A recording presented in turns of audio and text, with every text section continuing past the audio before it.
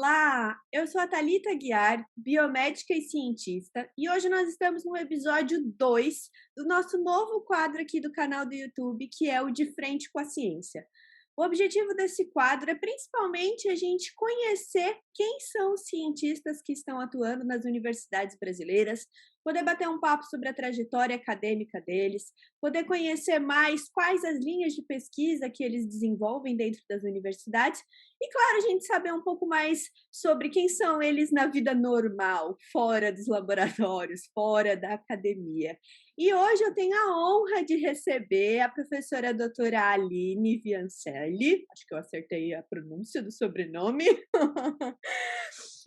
Para mim é uma honra ter você aqui, a gente tem bastante interação lá pelo canal do Instagram, então poder conhecer as pessoas assim ao vivo, né, pela nossa troca aqui é muito bom. Muito obrigada por ter aceito, tenho certeza que vai ser um bate-papo incrível, espero que vocês aí do outro lado também aproveitem.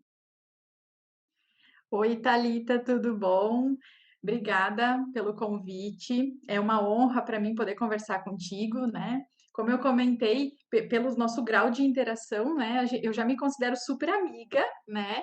E para a gente conversar. Então, é muito bom a gente estar aqui, principalmente, né? Por a gente se conhecer, mas também para a gente poder falar um pouquinho sobre a ciência real, né? E as coisas como elas acontecem e os propósitos que a gente tem, né?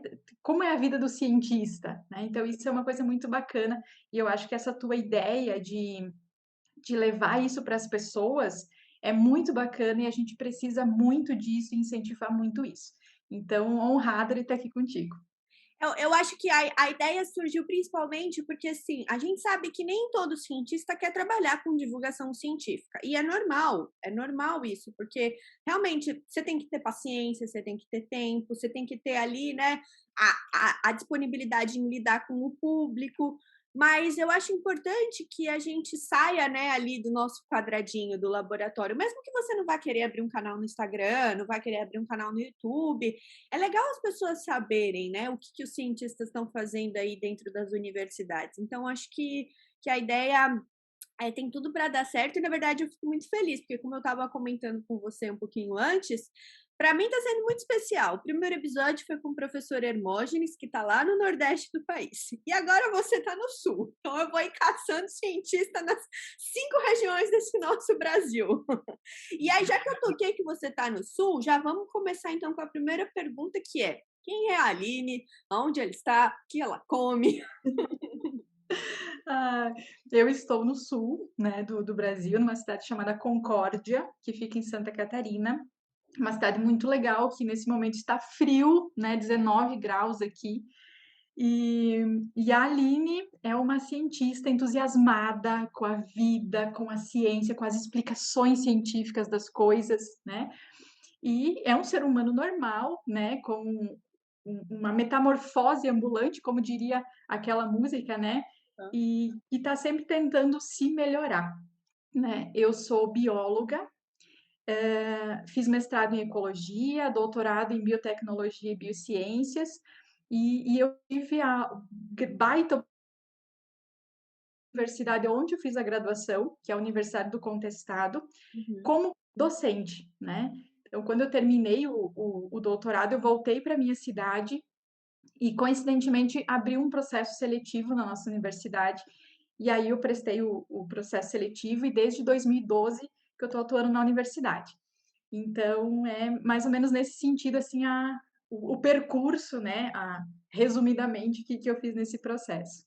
E conta então aqui pra gente, você desde a graduação você já foi fazer iniciação científica, você já sabia que era, não, eu quero ser cientista. Não, quando eu entrei na graduação, fiz biologia porque eu adorava minha prof de biologia do ensino médio. E eu queria ser prof igual a ela, porque ela é inteligentíssima e eu queria ser igual. E aí, durante a graduação, surgiu a oportunidade de fazer estágio na Embrapa. Nós temos uma unidade da Embrapa aqui na nossa cidade. E eu fui, né, fazer a entrevista e o meu currículo eu só tinha o meu endereço, né? Eu não tinha nada. E aí, esse é o propósito da iniciação científica, né? Você dá oportunidade para as pessoas.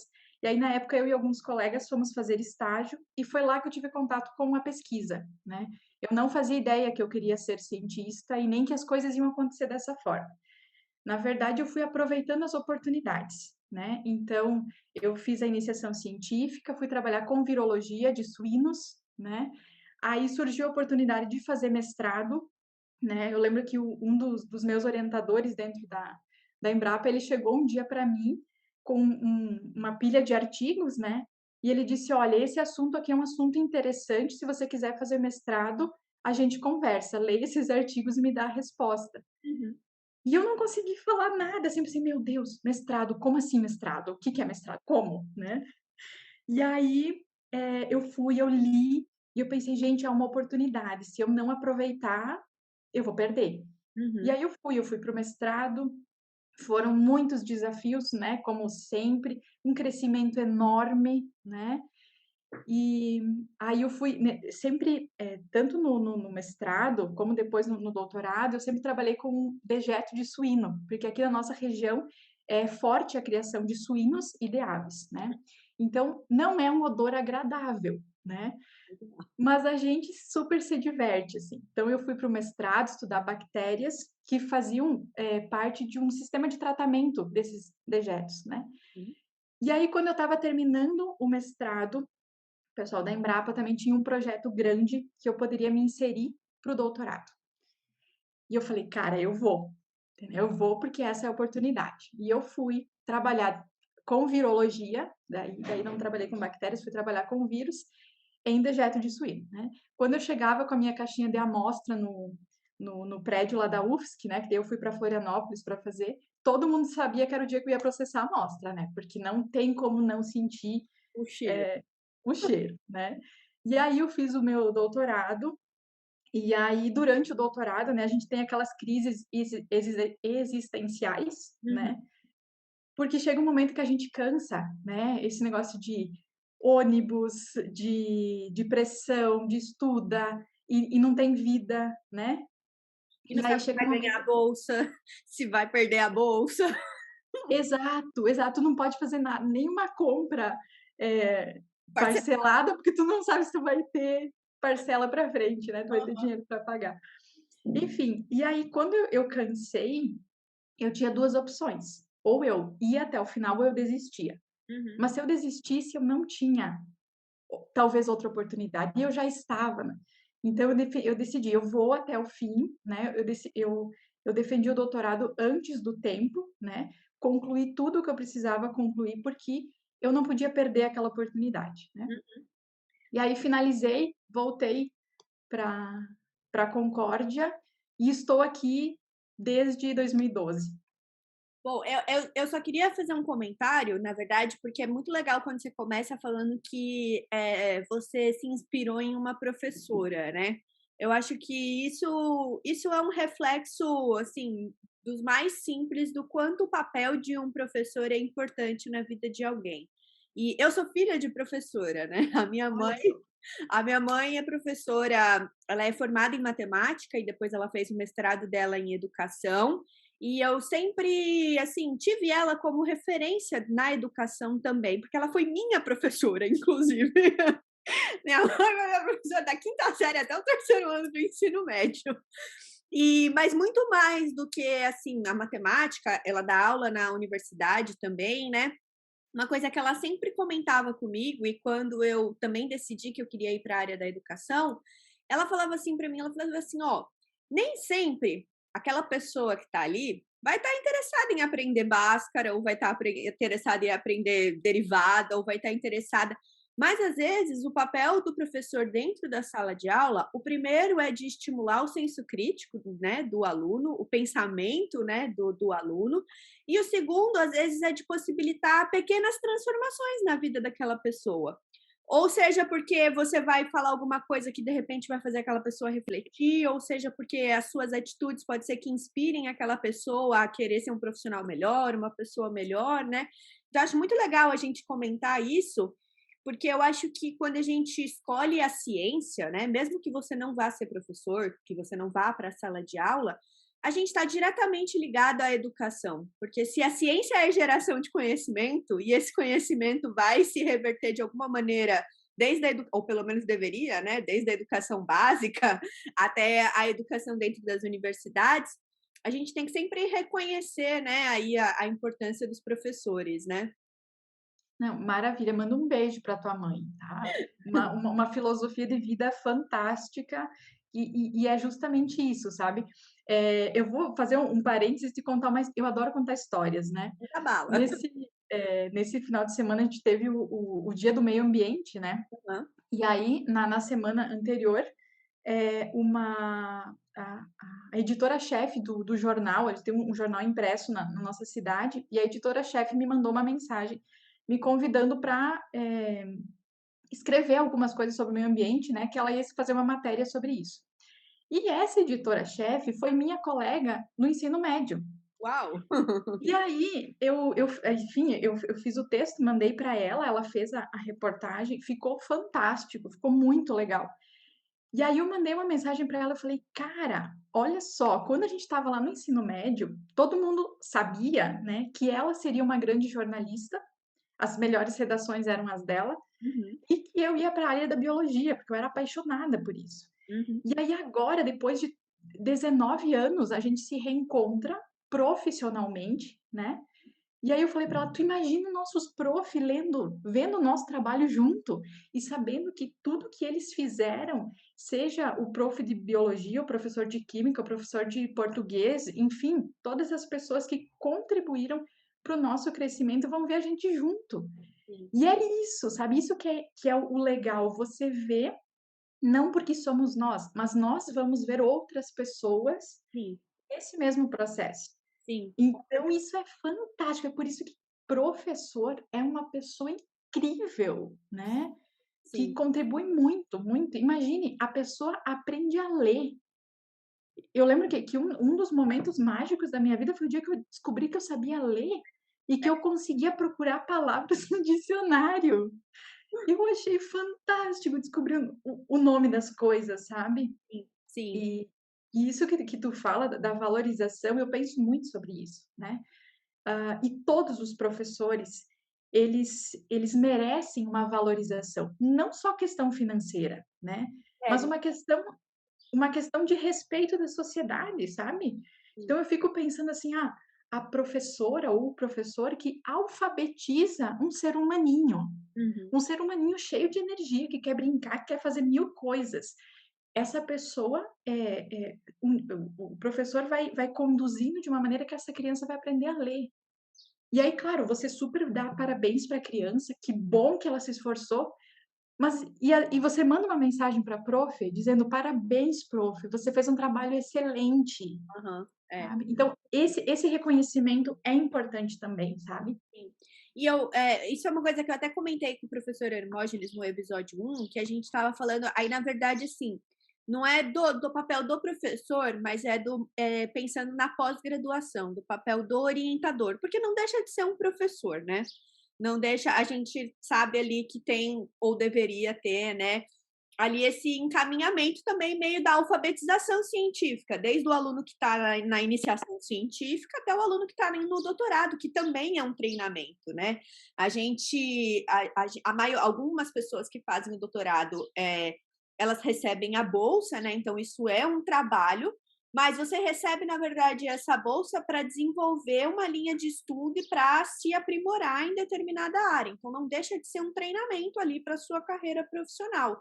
E aí o que eu comentava com o professor Hermógenes, e que eu queria também que você falasse um pouquinho e também contasse da sua experiência com os seus orientadores, é porque eu acho que antigamente, né, ainda bem que esse cenário tem mudado, mas antigamente a gente tinha aquela cultura do orientador carrasco, né? Ah, o orientador que abusa. A gente ainda faz meme, mas eu acho que hoje em dia isso já tem mudado bastante, né? Quando, na verdade, a gente não tem que aceitar esse tipo de comportamento, né? Não pode ser uma coisa normal, não pode ser uma coisa banalizada. E também porque é muito triste por parte do profissional que é assim, né? por parte do orientador que se põe nessa posição de carrasco, né? E de muitas vezes de medo da concorrência que vai vir, né? Se aquele aluno for muito bom, ai, vai roubar o meu cargo.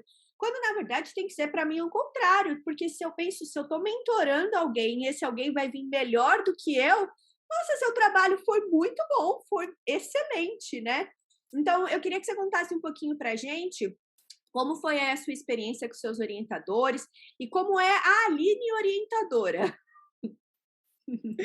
Ai, bom, a minha experiência com os meus orientadores foi muito boa, né? Eu sempre tive pessoas muito boas, perto de mim, que me orientaram não só no projeto, né, na parte científica, mas na vida, né? Então, eu tive, orientadores que foram, aquela pessoa, assim, que me pegou pela mão, sabe? Me explicou todos os processos, o que que vai acontecer, como é que é, né? Eu tenho um dos meus orientadores que ele falou uma frase clássica para mim, mas é que eu demorei anos para entender. Ele dizia assim: "Não se apaga fogo com gasolina". E eu só fui entender recentemente que tem algumas coisas que se você for tentar brigar é pior, né. E as minhas orientadoras, né, do mestrado, doutorado, mulheres muito fortes, né. Então eu sempre fui muito bem tratada por todos eles, né. E sempre muito incentivada, né, a fazer as coisas com qualidade e a melhorar, sabe. Então eu tive boas experiências, mas já ouvi muito sobre orientadores ruins, né, que pós-graduandos com problemas psicológicos por conta de orientador com posicionamentos, mais fortes ou, né, diferentes. A linha orientadora eu sempre assim, eu tive uma fase que eu queria mudar o mundo, né, esse era o meu propósito. E aí eu achava que todo mundo, ia comprar essa ideia de entusiasmo pela ciência, depois eu descobri que não. E quando eu descobri que não, eu vi que: "Ah, então eu vou com calma, quem quiser vir comigo, vem. Quem não quiser, um beijo e segue a vida", sabe. Então, chegou as primeiras orientações que eu tive problema, né, porque eu era muito jovem. Eu defendi o dia que eu defendi meu doutorado, eu tinha 25 anos. Eu Uau! defendi antes do tempo. E aí, logo depois, eu entrei para a universidade, né, como professora, e aí as primeiras orientações que eu tive, os alunos achavam que eu ia ser amiga deles. Uhum. E que não ia ter cobrança nenhuma, em que em nenhum momento eu ia falar que o que eles estavam fazendo estava equivocado. Então eu tive uns atritos no início, assim. Aí depois que eu tive os atritos, toda vez que um aluno chega para trabalhar comigo, eu falo: "Tá, tu sabe onde é que tu tá se metendo?" Digo: "Porque eu sou chata, eu vou cobrar, eu vou querer o teu melhor, eu vou ser educada contigo, mas se não estiver bom, não tá bom. E você só vai para a defesa quando estiver lindo, né, para você não passar vergonha na frente da família." Uhum. Sabe? Então, tem alunos que eles vêm conversar comigo para orientar e depois que eu falo isso eles não voltam. E eu acho ótimo, porque não ia dar certo, É, a pessoa sabe? reconhece, né, pelo menos. Exato. Então, assim, nos últimos tempos, todos os alunos que trabalharam comigo, a gente se deu bem e a gente teve bons resultados, Uhum. sabe? E eu sempre tento ser uma pessoa melhor, né? Então, quem me conheceu há 5 anos atrás precisa me conhecer de novo, que hoje eu sou um outro ser humano, né. Então, com o tempo a gente vai se melhorando e a gente vai vendo qual é o propósito das coisas, sabe. Então, a gente precisa sim de publicação, né. Eu sempre, eu não prometo para os meus alunos que a gente vai publicar, né, porque é difícil, Dá para prometer. sabe. Exato, mas eu falo para eles: "A gente vai fazer o melhor para que você saia da graduação, saia do mestrado melhor do que você entrou.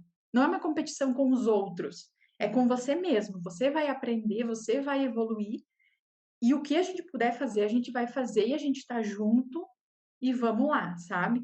Então, eu acho que hoje, 2022, eu sou uma pessoa bem melhor do que eu era lá em 2012. Hum. Nossa, eu sou outra pessoa, nem eu me reconheço, sabe? Mas é uma oportunidade que a gente tem de ajudar a transformar as pessoas. Sim. E isso é fantástico. Com certeza. É, não, eu super concordo com você, porque eu acho que, na verdade, assim, a cobrança, ela não é ruim. Você esperar que o outro melhore não é ruim, né?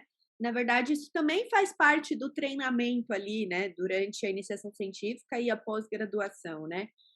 E quando a gente cobra do outro, né, se a gente cobra com um suporte, né, que eu imagino que seja o que você faça, eu acho que tá tudo bem, porque é aquela questão exatamente da orientação, né? Então, ó, eu tô te mostrando que pode ser melhor, você pode fazer A, B, C, D, e a gente vai ir construindo um caminho, né? Então, eu acho que a cobrança não é o problema, né? O problema, às vezes, o que eu percebo, e você estava até falando sobre problemas psicológicos, eu não sei exatamente agora quais são esses números, mas até uns 2 anos atrás, mais ou menos, eu lembro que entre a faixa etária dos 25 até os 35 anos, que é uma idade ali média onde as pessoas estão no mestrado e doutorado, a pós-graduação era a segunda causa de suicídio dentro dessa faixa etária. Então, é muito grave quando a gente pensa sobre isso, né? Isso no Brasil, né? É muito grave quando a gente pensa sobre isso, que a pessoa está buscando ali uma carreira, uma especialização e, né, por vários motivos ela não aguenta. Então, acho que é sempre importante a gente ressaltar, todo mundo tem que tentar buscar, né, saúde mental, mas principalmente dentro da pós-graduação. E aí, eu queria então que você comentasse agora um pouquinho para a gente, já que a gente falou um pouquinho de orientação, quais são as suas linhas de pesquisa que você desenvolve dentro da universidade? Né, como é que funciona o laboratório? Como é que é? A Aline tem 50 horas de professora, 50 horas de orientadora? Então, atualmente, né, quando eu entrei na universidade, eu tinha só disciplinas na graduação, né? E aí, com o passar do tempo, eu fui ampliando algumas horas de pesquisa, né, participando dos editais que tinha para pesquisa e fui ampliando. E aí, em 2016, entre 2016 e 2018, eu participei da construção da proposta de um mestrado para a nossa universidade Legal. na área de engenharia civil, engenharia ambiental e sanitária. Sanitária e ambiental. E aí, em 2018, né, a gente iniciou, depois de todas as aprovações necessárias, a gente iniciou o programa de mestrado e eu fiquei na coordenação do programa até o ano passado. Então, eu tinha 40 horas, né? E nessas 40 horas, fazia todas as atividades possíveis, né? Desde a parte de coordenação do programa, plataforma Sucupira, que é o pesadelo de todo coordenador de programa de pós-graduação no Brasil, né? É importante, né? Mas é algo que toma bastante o nosso tempo. E aí as aulas na graduação, as aulas no mestrado, as orientações, e tudo isso acontece simultaneamente, né? Então, a minha linha de pesquisa, que eu acho que eu esqueci de falar dessa parte, né? Eu trabalho com microbiologia de água e de tratamento de efluentes, né? A maioria das vezes a gente trabalha com dejeto de suíno, né? Efluentes humanos eu me recuso, né? Porque não tá na minha filosofia de vida. Claro, se eu precisar muito eu vou fazer, mas eu prefiro 1000 vezes de suíno, né? Então a gente trabalha mais ou menos nessa filosofia e trabalhamos basicamente com bactérias, né? A parte de vírus, a gente tem uma parceria com o pessoal da UFSC, e aí eles fazem a parte de vírus e a gente de bactéria por conta da estrutura, né? Então, o nosso laboratório, a gente tem uma estrutura muito legal na nossa universidade, né? A gente tem meio de cultura, tem toda a estrutura, enfim, e eu sou o tipo de pessoa que vai para o laboratório com o aluno, né? Então, a gente planeja junto. Eu tenho um outro colega que trabalha sempre comigo, que é professor também. Então, a gente faz o planejamento junto com os alunos. A gente vai para o. Se precisar coletar, né, ir para o campo, a gente vai junto. A gente vai para o laboratório junto. A gente lava tubo junto, sabe? Então, a gente pega, né, essa parte, porque às vezes para o aluno sozinho, para ele preparar 700 tubos, É muito. né? E às vezes tem alguns alunos que eles chegam, a maioria deles, eles são cru, né? Então eles não têm, às vezes, a experiência. Então, enquanto a gente vai ensinando, a gente vai ajudando e todo mundo trabalha, sabe? Então é mais ou menos nesse sentido. E sempre que a gente tem a oportunidade, né, de ensinar escrita científica, a gente chama os alunos para isso também, né? Então, os alunos sempre é um processo que demanda energia, que demanda cuidado com eles, né? Porque eles estão aprendendo e escrever é uma coisa que demora anos para que a coisa vá fluindo. E mesmo assim, se eu ler um texto meu do ano passado, eu vou discordar da forma que como eu escrevi, que poderia ter escrito melhor, né? Sim. E então a gente sempre faz esse processo, porque às vezes a gente recebe muito convite assim para escrever artigo de revisão, para escrever capítulo de livro, né? E eu sempre falo para o meu colega, a gente poderia sentar eu e ele escrever e pronto, Uhum. né? Mas qual é o propósito? É. Sabe? Eu adoro um artigo aceito. Nossa, tem uma coisa que me faz feliz na vida, é um artigo aceito, um capítulo aceito, né? Mas às vezes eu tenho aquele aluno que é uma baita oportunidade para ele, eu vou chamar ele também. Sim, sim. E eu acho que é importante, né, porque também, faz parte, né, como você falou, do processo de aprendizado do aluno, né, a escrita. Exato, exato.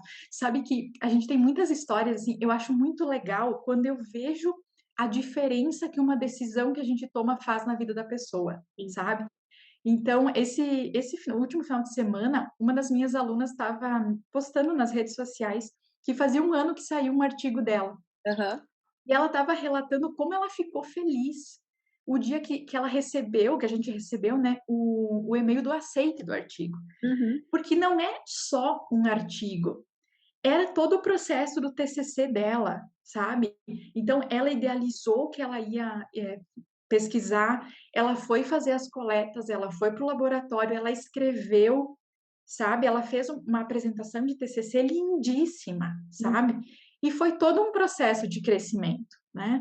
E uma das coisas que a gente sempre comenta é que, às vezes, ela fazia alguma coisa e ela chegava e mostrava e dizia, arranca fora isso aqui.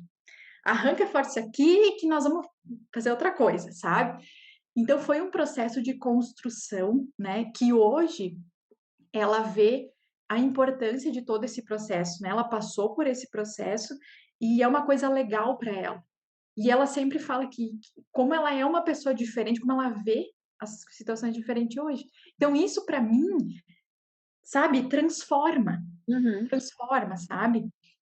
Vou contar só mais uma história, tá? Fica à vontade. Ah, eu tenho outras alunas agora que estão no TCC, e aí esses dias um colega nosso, professor, está organizando um livro.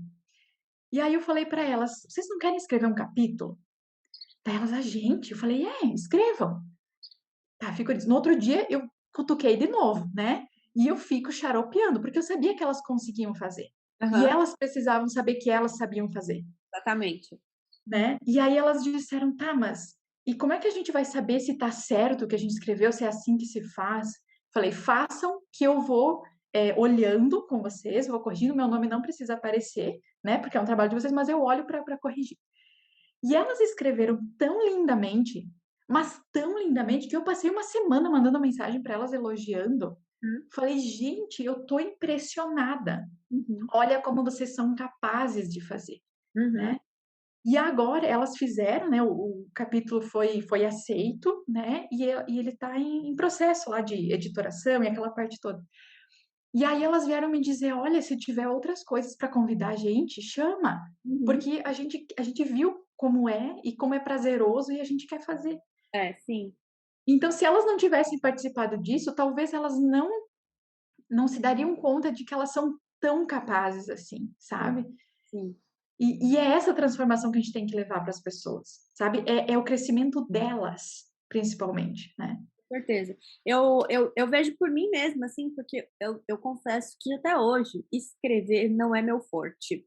Não é meu forte, porque eu não gosto. Se eu pudesse publicar artigo em formato de vídeo, eu ia estar muito feliz. Eu não gosto de escrever, nunca gostei. Mas eu sabia que seria um mal necessário, né, quando eu decidi a carreira, científica.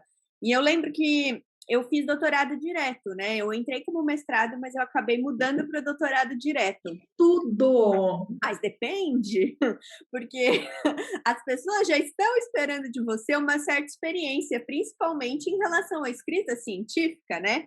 E eu lembro que quando eu fui fazer a minha qualificação, nossa senhora, eu nunca apanhei tanto na vida em relação à escrita, né, no sentido de que tinha muita coisa errada, né, enfim. E E aí, com o tempo, você realmente vai pegando essa manha. A minha orientadora também sempre foi muito paciente, né, com relação a essa orientação da escrita científica. Então, eu acho que realmente há um processo, algumas vezes é um processo árduo, né, mas necessário. E é importante quando existe alguém como você que vai lá e fala assim: não, vai lá, você é capaz, você pode fazer, né? Porque é justamente isso. Às vezes a gente, enquanto aluno, não sabe que a gente consegue, né? Exato, exato. Não, Diga. pode falar, pode falar. Não, eu ia comentar sobre isso. Assim, é um processo e não é simples, né? A semana passada, a gente estava finalizando os textos do TCC, né, dessas alunas. E aí faltava uma parte, assim, da conclusão. E o que que acontece? Quando a gente está escrevendo, isso acontece com todo mundo. Chega uma hora que você enche o saco. E a coisa não vai, tu tá de saco cheio, tu só quer escrever ok. E tchau, entendeu? E aí eu falo para elas, quando vocês cansarem, quando vocês ficarem exaustas, me chama. Não Uhum. fica sofrendo e chorando sozinha, vem aqui, sabe? E aí a minha aluna veio e faltava um pedacinho para escrever. E eu falei, o que que tu acha da gente escrever assim? E coloquei lá um exemplo. Ela disse, nossa, como você escreve fácil. Falei, calma, hoje é um dia que eu estou inspirada, eu li bastante sobre esse assunto, então eu já tenho uma bagagem de tempos e é por isso que eu consigo escrever. Agora, se eu pegar um assunto novo, eu vou passar também um bom período lendo 10 artigos para tirar uma linha, Uhum. né? E aí, se tu vai passar para o inglês, vai mais curtinho ainda, né? Porque é super direto. Você não tem aquele romance todo que a gente escreve no português. Sim. E aí, eu sempre falo para elas, quando vocês veem a gente fazendo as coisas de uma forma rápida, é porque tem toda uma bagagem, né? E não pode comparar. Eu falo, não se comparem. Vocês podem querer melhorar. Sim, mas eu tenho uma história, vocês têm outra. Sim, A gente não deve fazer essa comparação, né? Isso não é saudável, né? com certeza, com certeza.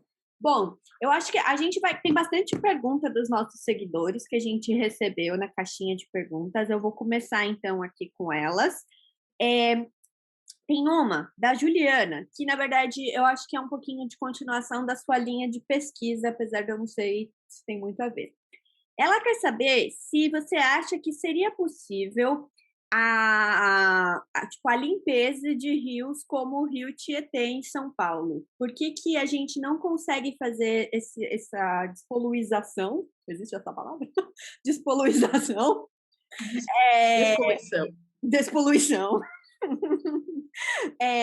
De rios como o Rio Tietê em São Paulo, já que até ela menciona aqui o Rio Sena em Paris, que eu acho que também passou, né, por um processo assim, então, você como Então, microbiologista aí tratando sobre água. então, possível isso é fato, né? Mas o foco não é o rio. O rio, eu acho que é o final. A gente tem toda uma cadeia que vem antes, né? E essa cadeia que vem antes vai, por exemplo, da separação de resíduos, né? E da reutilização. Então, o descarte de garrafinha, de copinho, de um monte de coisas, principalmente os plásticos, né?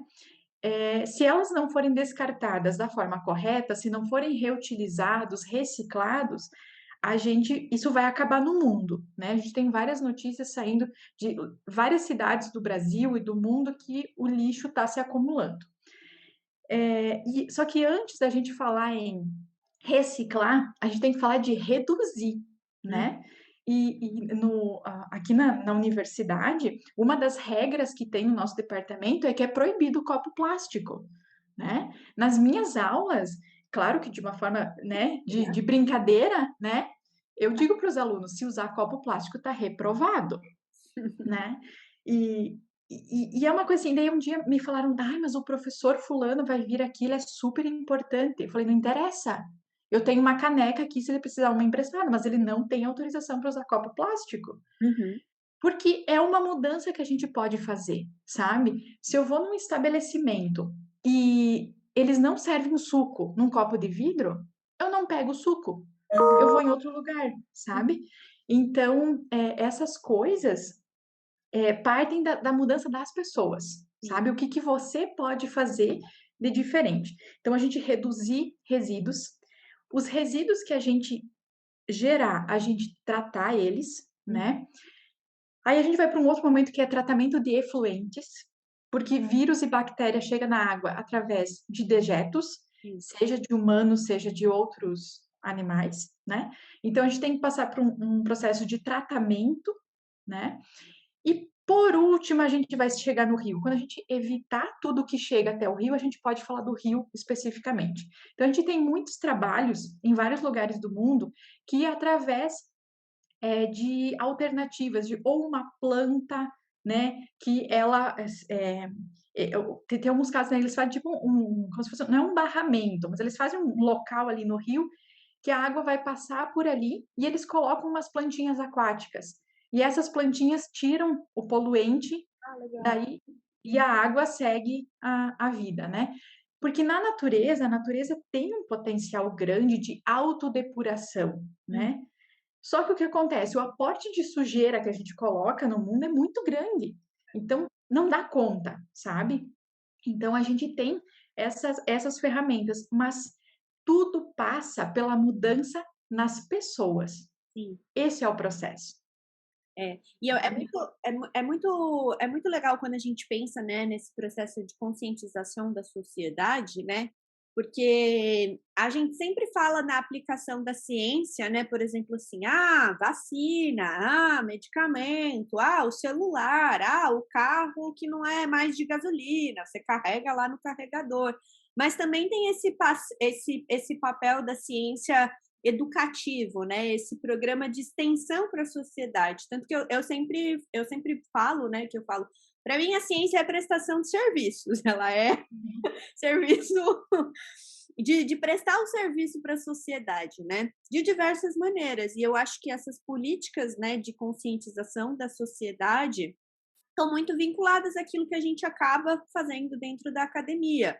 Seja em você mostrar, olha, se consumir muito plástico, a gente não vai conseguir, por exemplo, tratar o rio. Ou então, sabia que tem a plantinha tal que, né, pode de repente retirar o poluente. Então, acho que tudo isso é muito importante, né, quando a gente pensa na ciência. E é por isso que é importante as pessoas conhecerem sobre ciência, para elas entenderem como é que isso reflete na vida delas, né? Exato, exato. E nesse percurso, um dia alguém comentou assim comigo: Ah, mas para que a coisa funcione, a gente precisa de uma ordem que venha de cima. Aí teve um momento que eu pensei: será? Pensei, tá, realmente, se alguém que tem poder proibir alguma coisa, ok. Mas e será que a gente precisa de alguém que mande na gente pra gente fazer alguma coisa? A gente não pode tomar uma atitude, Uhum. sabe? E aí tem uma outra história que, pensando nisso, de como a gente pode tomar atitude, que eu comentei contigo, né? Eu tenho o maior orgulho do meu jaleco vermelho. Hoje eu tô sem o jaleco porque o jaleco ficou no laboratório, né? Mas por que que o jaleco vermelho tem importância para mim? Porque um dia um aluno chegou com um jaleco azul. E eu Aham. falei, por que que tu tem um jaleco azul? Ele falou, porque sim.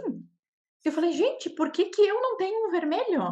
Por que que eu tô há esses anos todos seguindo uma regra da sociedade que não faz sentido? Eu trabalho com dejeto. Eu não preciso estar de branco, sabe? Aham. E aí, claro, não é que a gente vai sair quebrando as regras da sociedade, mas isso me mostrou o quê? Que às vezes a gente está preso a uma coisa sem perceber que a gente pode mudar. Uhum. Então, eu uso copo plástico, então para, Sim. sabe? É isso, sabe? Eu vou no mercado e eu não levo a minha sacola retornável. Então você pega a tua sacola e você pendura no carro para você lembrar que você tem que usar. Sim. Então, assim, a gente precisa ver o que a gente pode fazer, repensar sobre a gente, Sim. sabe? E fazer alguma coisa. Todo mundo, todo mundo. Com certeza. E é muito doido isso, porque, por exemplo, aqui nos Estados Unidos, quer dizer, aqui em Nova York, eu fico assustada com a quantidade de lixo que é produzida nessa cidade. É assustador, de verdade. Aqui não existe política de conscientização sobre redução, de lixo. E a gente até brinca, né?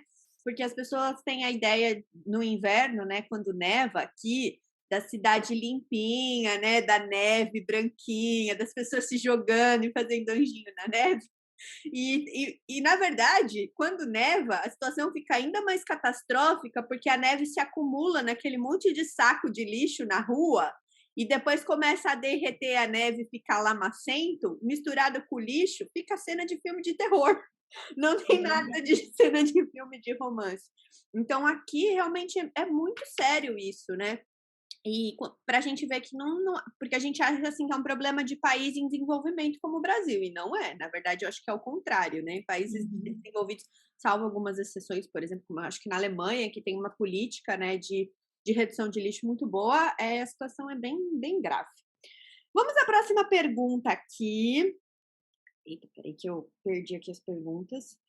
A próxima pergunta é da Rosa, querida, que também está sempre lá, interagindo comigo pelo Instagram. Ela quer saber da professora Aline quais desafios você acha que as pesquisas irão enfrentar em 2022? Ai, Jesus, né? Eu acho que a gente passa por várias situações, né? A gente tem uma questão financeira, Uhum, né? Esses dias eu comentei com uma aluna, falei assim, a gente tem fama, né? Fora do Brasil, a gente tem fama de brasileiro ser muito criativo. uhum, Então ela disse, nossa, que legal. Eu falei, pois é, o problema é que a gente é criativo porque a gente é pobre. Então, às vezes, a gente tem que fazer uma gambiarra no laboratório, porque a gente não tem como comprar a coisa do jeito que ela é. Não que a gente não vá fazer o trabalho com seriedade e com rigor científico, sim. né? Mas, às vezes, eu lembro assim, teve uma situação nossa que a gente precisava de um tubo de PVC, né, Uhum. para fazer uma coluna de solo. E foi na época da pandemia que todas as coisas de construção subiram muito o preço. E a gente não tinha o que fazer. O que que a gente fez? A gente fez com baldes, a gente montou baldes que foram doados por um outro colega, Uhum. né? E a gente deu um jeito de fazer. Então, isso não comprometeu a qualidade do estudo. É claro que a gente sabe até que limite que a gente pode inventar coisa, né? Então, eu acho que o financeiro é uma coisa muito forte que a gente tem, tanto dinheiro para pesquisa quanto para pesquisadores, Uhum. né? Se eu não tenho bolsa, é muito difícil o aluno vir e fazer, né, o seu mestrado, a sua graduação, né? A, a nossa realidade aqui, a gente tem um aluno trabalhador, então é um aluno que ele trabalha durante o dia e à noite é o período que ele estuda. Uhum. Então, a gente tem que conciliar tudo isso. Às vezes, o momento que ele vai ter para fazer a pesquisa dele, para vir para o laboratório, é no sábado, Uhum. né? Então, a gente vai ajustar isso para conseguir atender, porque se ele parar de trabalhar, ele não sobrevive, sabe? Sim. E então, essa questão, eu acho que a gente tem uma necessidade de que as pessoas acreditem na ciência, né? Eu acho que essa é uma das razões para a gente estar aqui, né? Tanto você quanto eu. Uhum. Você tem uma bagagem muito maior nessa questão de divulgação científica, né? Eu estou começando a querer fazer divulgação, justamente porque eu percebi que se a gente que sabe algumas coisas, e não é que a gente está se achando, é que algumas coisas a gente estuda, a gente sabe, é Uhum. fato, né? Se a gente não abrir a boca para contar o que a gente sabe, o pessoal que não sabe de nada vai sair dando recomendação por aí que não faz sentido nenhum, Sim, sabe? E se a gente não falar, o pessoal mal intencionado vai falar e sim, vai espalhar notícia falsa. sim. Então a gente precisa é, recuperar, né? Essa imagem e essa importância de você consultar um cientista para falar sobre um determinado assunto, né? Eu acho muito importante essa sua fala, porque, consultar um cientista especializado no assunto, porque esse também é outro problema. A gente tem muitas pessoas, né, com doutorado que atuam na área da ciência, que por achar que, né, entende de método científico, de leitura de artigo científico, pode sair falando sobre qualquer assunto. E nem sempre isso é verdade. Porque se eu, por exemplo, me atrever a falar sobre microbiologia ou sobre meio ambiente, eu sei que eu vou estar falando abobrinha, porque não é minha área de estudo. Então, não é porque eu sou cientista ou porque eu sei ler um artigo científico que quer dizer que eu posso opinar sobre um assunto do qual eu não estudo, porque isso também é outro problema muito grave, né, que a gente viu aí durante a pandemia. Um monte de gente com doutorado falando abobrinhas que, nossa senhora, né, tava saindo de não sei da onde. Exatamente, eu concordo com cada palavra sua. Cada um fala do que consegue falar, né. E outra coisa que a gente precisa, evitar são as interpretações sensacionalistas, Sim, sabe. Aquelas coisas assim que, hã, você falou eu tenho uma frase clássica para os meus alunos: "Não confunda urubu com jacu", hum, né. A pessoa fala uma coisa e o outro interpreta outra e a confusão está feita, né. Então, eu acho que todo esse processo, todas essas coisas, questão financeira, questão de confiança, questão de qualidade do que a gente faz, hum, né, do trabalho do cientista, que a gente faça sempre da melhor forma que a gente puder. sim, com A certeza. gente desanima no meio do caminho? Às vezes sim, né. Você vê muita coisa errada acontecendo e você desanima, mas não é por isso que você vai deixar de fazer com qualidade a tua pesquisa, a tua divulgação, né, e a tua fala. Com certeza, com certeza. Bom, a gente tem agora aqui a pergunta, na verdade a Débora mandou 2 perguntas. A pergunta que ela mandou primeiro foi: "Qual das áreas ela se identifica mais e por quê?" E a segunda é: "Quando começou a paixão pela ciência? Admiro muito ela como profissional e pessoa." É a Gente, será que eu é a Débora Cristina Segala? ah, sim, sim, sim, sim. Nossa, ela é fantástica. Uma pessoa que super me apoia, assim, ajuda compartilha coisas. Quando ela tem alguma dúvida, ela me pergunta, sabe? Ela diz: "Ah, eu vi isso aqui, o que que tu acha? Qual é a tua opinião sobre o assunto?". E qual a área que eu me identifico? Eu gosto muito de microbiologia, gosto das explicações biológicas das coisas, né, explicações científicas. Em 2019, se eu não me engano, eu fiz uma segunda graduação, uma complementação em química, Hum, né, porque eu precisava entender mais sobre química. Então, química eu gosto, mas até um certo ponto, né. Depois, passa um pouquinho do né, eu tenho que estudar muito para entender, então mas até onde eu entendo, eu acho lindo. Eu aham. adoro aquelas explicações, assim, por que que a gente chora quando a gente corta cebola? Boa. É o tipo de informação que eu acho fascinante, assim, Aham. né. Então a ciência, as biológicas são a minha paixão. E quando que isso começou, eu não sei exatamente. Eu acho que foi com a minha prof, né. Você falou no começo. Quando eu olhei a professora Magda, ela ainda, atua, e quando eu via ela, assim, ela não precisava usar um caderno e um livro. Aham. Ela ia no quadro e ela explicava, eu pensava: "Gente, que fantástico!". E tudo que eu perguntava para ela, assim, ela sabia me explicar. Então eu acho que a minha paixão começou ali, né. Talvez tenha sido um pouco antes, não sei exatamente qual é o marco, assim, mas é ali o momento, assim, que me inspirou, né, a querer saber das coisas, sabe. Bom, eu deixei as 3 últimas perguntas polêmicas para o final. Meu Deus. Eu vou começar pela da professora Cristiane, ela é da Unesp, inclusive ela tem um canal também no Instagram de divulgação científica, que é o Consciência Unesp, muito legal também, eu vivo repostando as coisas lá deles também. Ela quer saber o seguinte: para os jovens cientistas e os velhos também, palavras dela, como fazer ciência no Brasil? Meu Deus. Com muito amor, com muita dedicação, ignorando os ignorantes, né. A única forma, assim, que eu vejo, e eu vejo em todos os cientistas, assim, que eu acompanho, sejam os meus colegas de parceria científica, sejam os que eu acompanho na rede social, é com muito amor ao que a gente faz, Uhum, né. Porque até tem um grande cientista, ele falou um dia numa entrevista, ele disse assim: "Se você quer ser um cientista para você ficar milionário, tá no caminho errado, né, porque não é uma questão financeira, sabe, é uma questão de de propósitos na vida, sabe. Então eu acho que a gente faz ciência nesse país com muito amor. Então, é por um lado é triste a gente falar isso, né, sim. sim. Mas, a gente eu acho que é o que a característica principal, né, do cientista no Brasil é ele gostar do que ele faz, com algumas exceções, claro, né, a gente tem algumas pessoas que têm um outro posicionamento e ok, né. É. E eu acho que a gente tem isso muito forte, assim, de gostar do que a gente faz e da gente, tentar fazer o nosso melhor todos os dias.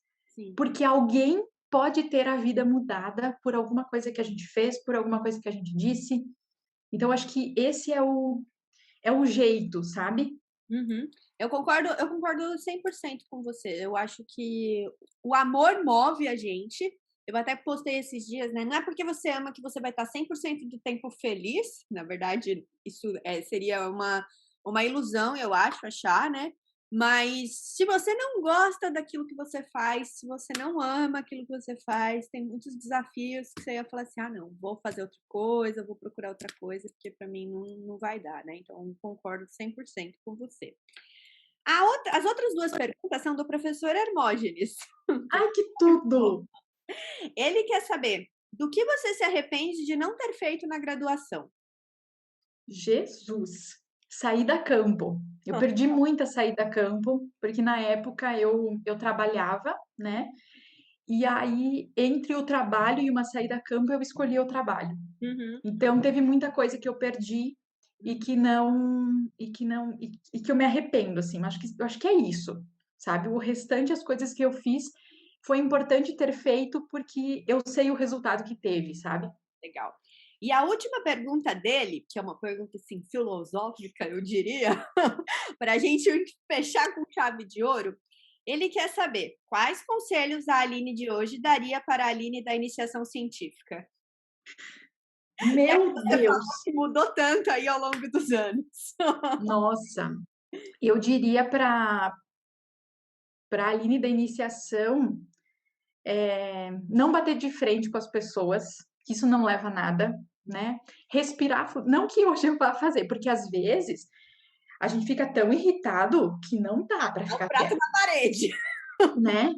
Mas assim, eu diria para a Aline ir mais tranquila nas coisas e ter um pouco de vida, né? Eu comecei a ter uma vida paralela faz pouco tempo, né? Porque eu estudava o tempo todo, né? De final de semana, estava sempre fazendo as coisas. Foi importante, foi, porque aí eu cheguei onde eu cheguei dessa forma, né?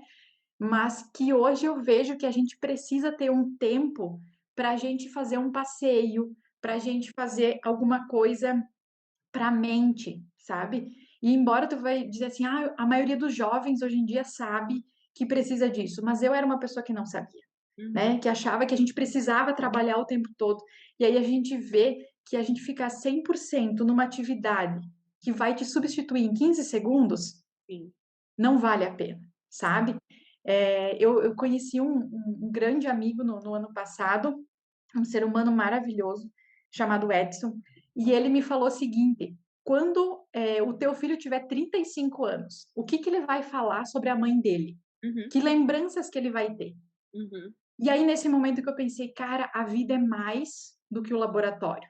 Eu Muito. vou super me dedicar durante a semana. No final de semana, eu vou fazer uma atividade diferente. Quando eu tô em casa, né? Então, acho que a gente precisa disso também, sabe? Viver. Com certeza, com certeza. É porque eu acho que é um equilíbrio, né? Para você ser uma boa cientista, você precisa estar com a cabeça em ordem, você precisa estar com o corpo descansado, você precisa, né, ter feito uma coisa legal no sábado e no domingo, ter lido uma coisa que não tem nada a ver com ciência, né? E Exato. o pessoal, isso é uma coisa muito legal, porque assim, eu sou fã de Big Brother, tá? Revelações aqui.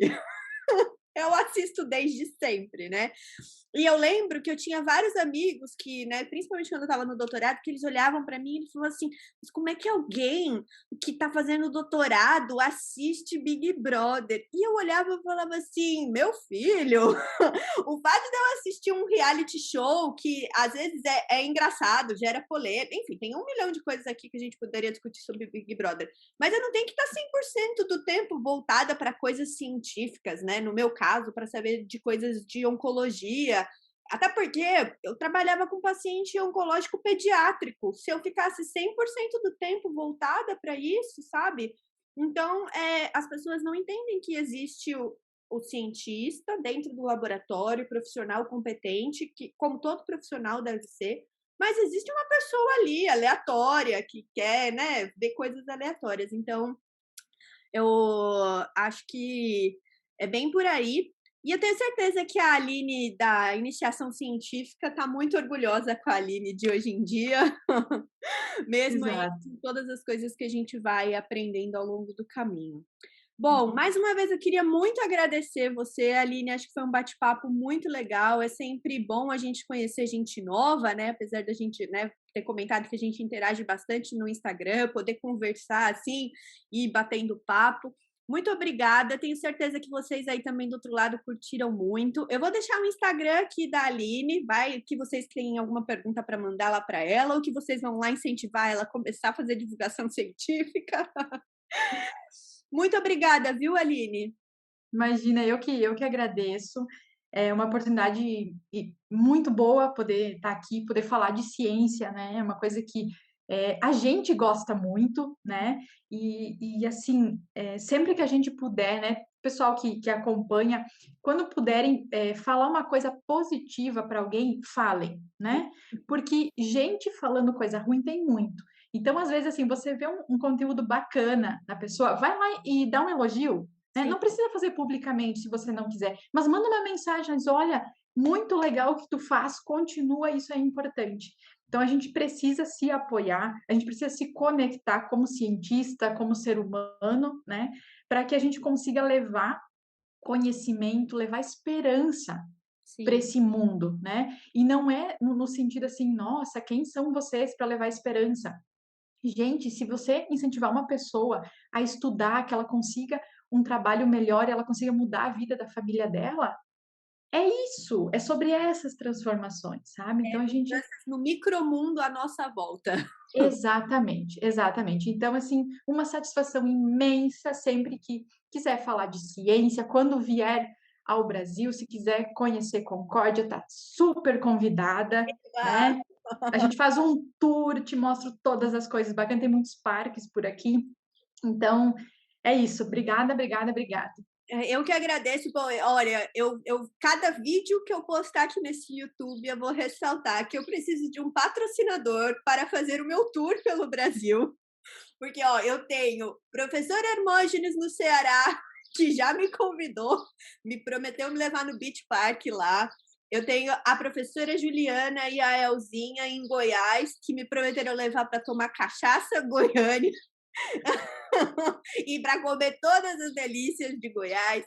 Eu tenho a Isa no Rio e agora eu fui convidada para ir para Santa Catarina. Então, alguém me Exato. patrocina para eu fazer esse tour científico, totalmente voltado para a ciência. Cara, pensa só que alegria a gente fazer um tour falando de ciência. Eu ia, Nossa, eu ia amar. nossa, a gente precisa. Questão de utilidade pública. Precisa. Então tá bom, gente. Muito obrigada. Um beijo. Vejo vocês no nosso episódio 3. Tchau. Beijos.